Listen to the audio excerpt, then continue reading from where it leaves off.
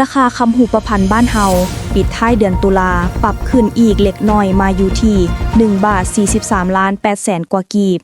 สิ้นสุดเดือนอันปั่นป่วนฮ้อนแฮงของราคาคำหลังจากขึ้นถึง50ล้านกีบต่อบาทสำหรับท่านที่ยังค้างอยู่ดอยหากยังบ่ฮ้อนเงิน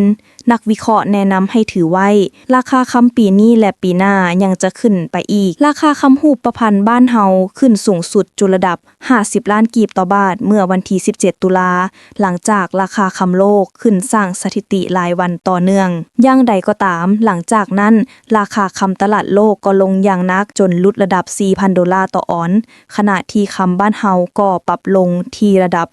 42ล้านกว่ากีบเฮ็ดให้นักลงทุนที่เข้าไปตอนราคาสูงเจ็บเส้นไปตามกันล่าสุดราคาคำหูประพันธ์อ้างอิงห้านคำภูวงเปิดตลาดวันศุกร์ที่31ตุลามื้อสุดท้ายของเดือนปรับขึ้นตืมเล็กน้อยมาอยู่ที่43ล้าน8แสน79พันกีบหากเทียบใส่ต้นเดือนตุลาราคาคำปรับขึ้น1ล้าน9แสนกว่ากีบ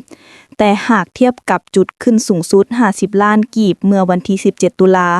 ราคาปรับลงมาหลายกว่า6ล้าน2แสนกีบราคาคำโลกกลับมาปรับขึ้นสู่ระดับ 4,000 ดอลลาร์ต่อออนซ์อีกครั้งในวันพฤหัสผ่านมา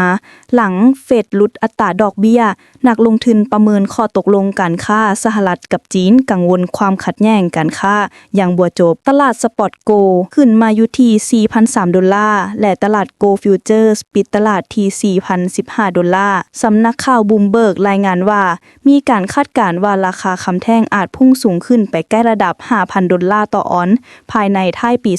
2026 โดยผลสำรวจจากแบบสอบถาม106ฉบับชี้ว่าราคาคำคาดคะเนเฉลี่ยอยู่ที่ 4,980 ดอลลาร์ต่อออนซ์ซึ่งเพิ่มขึ้นประมาณ 27% จากระดับราคาปัจจุบันเนื่องจากมีสัญญาณบ่งบอกถึงความต้องการที่ต่อเนื่องทั้งจากธนาคารกลางและกลุ่มนักลงทุน